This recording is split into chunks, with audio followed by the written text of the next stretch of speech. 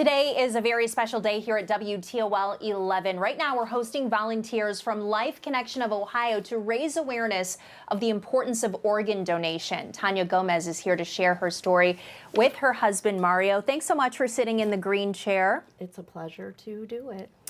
So you were diagnosed with cystic fibrosis from a very young age, and you also lost a little brother. Yeah, I was diagnosed at 9 months of age, and my brother was 2 years younger than I was. So when he was born, they knew that he had cystic fibrosis. He just had a much more severe case than I did, and unfortunately, he passed away at the age of 6. I'm so sorry. And so your life started out kind of knowing that this was going to be a lifelong challenge for you, possibly. What was it like to go so many years, because you were an adult when you got your transplant? What was it like to go so many years in your life knowing that was going to be a challenge for you, or worrying about how your lungs were going to hang in there? I think initially, because I was so young, I mean, it was hard to comprehend, but I wanted to be like all the other kids, so I had like a handful of friends that I was really comfortable with, but not everybody knew what was wrong with me, because I didn't want people to treat me any different. And I kind of grew up like that, went into high school like that, because my life expectancy then was only about 14. So when I got into high school, it was even harder to be thinking about that. It was probably a lot of fear. It was, and I'm sure I was probably rebellious and, thinking, I don't know how much time I have, am I going to live very long? All those different things that teenagers go through anyways.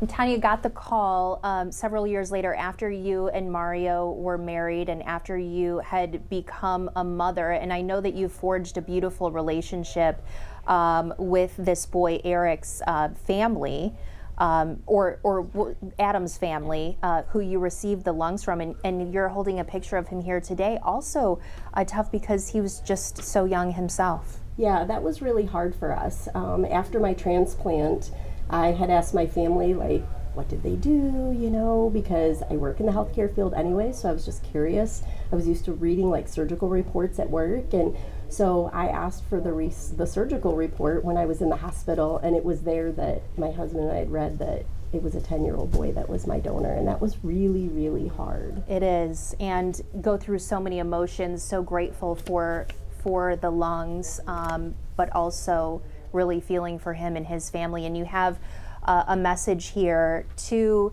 Adam today, and tell us about that quote really quickly at the bottom. So as time went on and we met his my donor family, I got really close with his mom, Lori, and over time, as the years went on, she would tell me different things, but that was one of the sayings that he would say to his mom, he'd say to his sisters, and they would say it back to each other. So they would all always say, I love you more than you love me.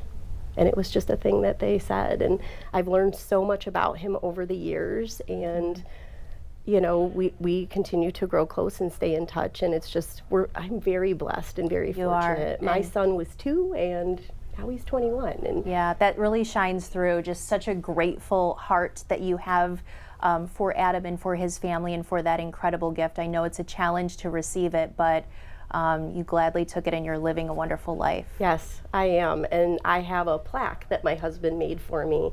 I heard a saying once that said, live like your donor's watching, so that sits in my office at work, and I try to do that every day.